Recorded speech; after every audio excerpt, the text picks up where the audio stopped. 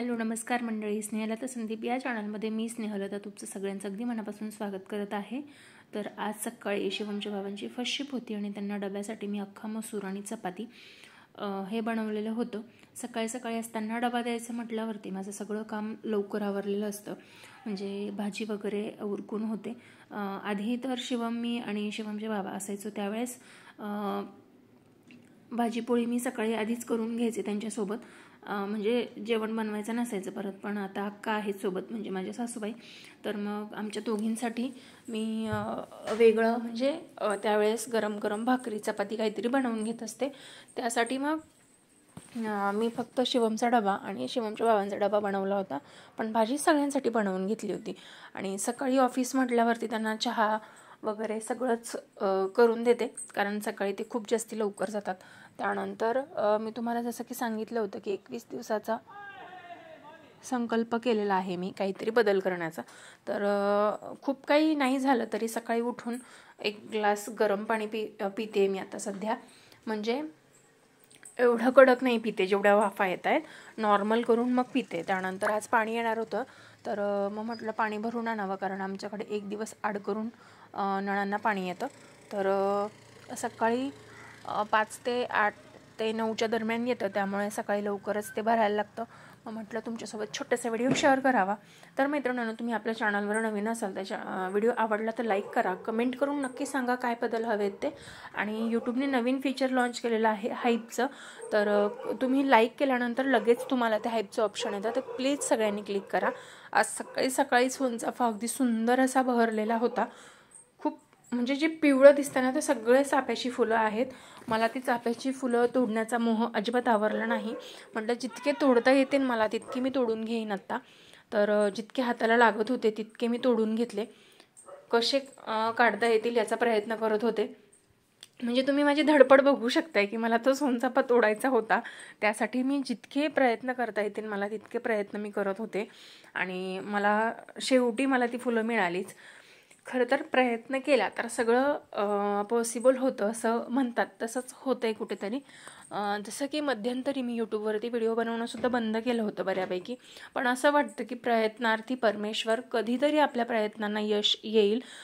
सतत हा मनात विचार असतो की मी एवढे व्हिडिओ बनवते, सगळं होतं आहे, तरी व्हायरल का होत नाही, काय प्रॉब्लेम होतो आहे।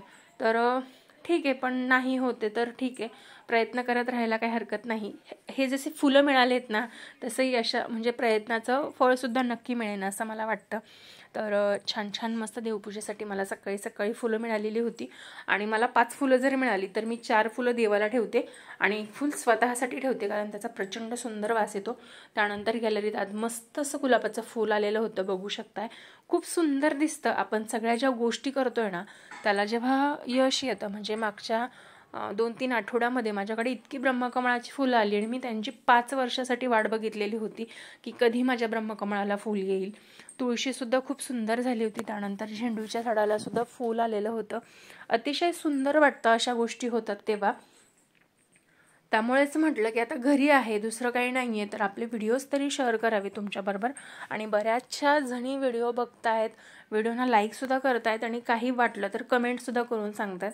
तर आज रेशन मिळालेलं होतं, रेशनचे गहू मला स्वच्छ करून घ्यायचे होते।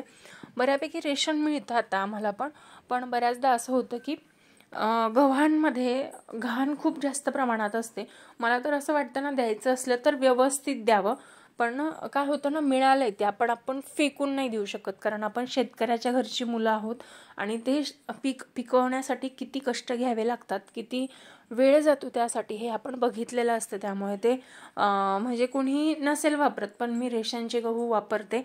घरून आणलेले गहू थोडे अर्धे आणि रेशनचे गहू अर्धे या प्रमाणात मी वापरत असते।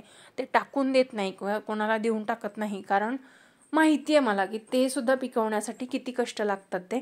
त्यानंतर मग मी गव्हांची घाण बाहेरून काढून घेतली, त्यानंतर सासूबाईंनी आणि मी ते निवडून घेतलं। TV समोर बघतोय आम्ही, त्यामुळे दोघांची तोंड तिकडे होती।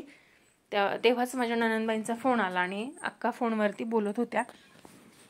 खरं तर ह्या 3 महिन्यात खूप गोष्टी बदललेल्या आहेत, छान वाटतंय मला। म्हणजे बऱ्याच वेळा दडपण येतं आपल्याला, आपल्यासोबत कोणी असेल तर, पण आता माझं तसं होत नाहीये। माझी मला असं वाटते की शिवमची अर्धी जबाबदारी त्या घेतात, त्याला उठवणं, त्याला शाळेत सोडणं, त्याला घेऊन येणं, त्याला खाली खेळायला घेऊन जाणं, त्याला घेऊन झोपणं, त्याला झोपवणं, त्याच्यासोबत खेळणं, या सगळ्या गोष्टी त्या करतात.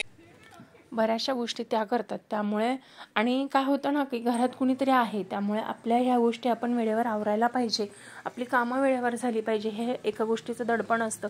त्यांचं मला तसं कुठलंही बंधन नाही की ह्या वेळेत हे झालंच पाहिजे, ते झालंच पाहिजे, असं अजिबात नाही आहे की जमेल तेव्हा करा, पण करा वेळेच्या वेळी, एवढं आहे. म्हणजे सकाळी ते असताना ज्या सासवा असतात त्यांचं सकाळी 5ला उठलंच पाहिजे, आवरलंच पाहिजे. आमचं तसं नाही आहे. आम्ही दोघीही मस्त आरामात 7 वाजता 8 वाजता उठतो आणि छानपैकी आवरून घेतो. त्या शिवमचं बघतात आणि मी माझं घरातलं बघते. या पद्धतीने आमचं दोघींचं चाललेलं असतं. त्यामुळे कोणत्याही गोष्टीचं दडपण राहत नाही माणसाला. आणि माझं असं छोटं मोठं काही काम असेल तर त्या गोष्टीमध्ये सुद्धा ते मला मदत करत असतात, त्यामुळे लागतो त्यांचा हातभार.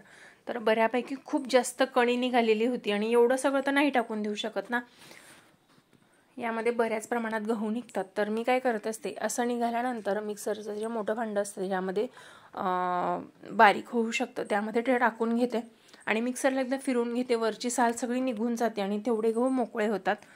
तर अतिशय सुंदर होतं. असं सुद्धा तुम्ही करू शकताय.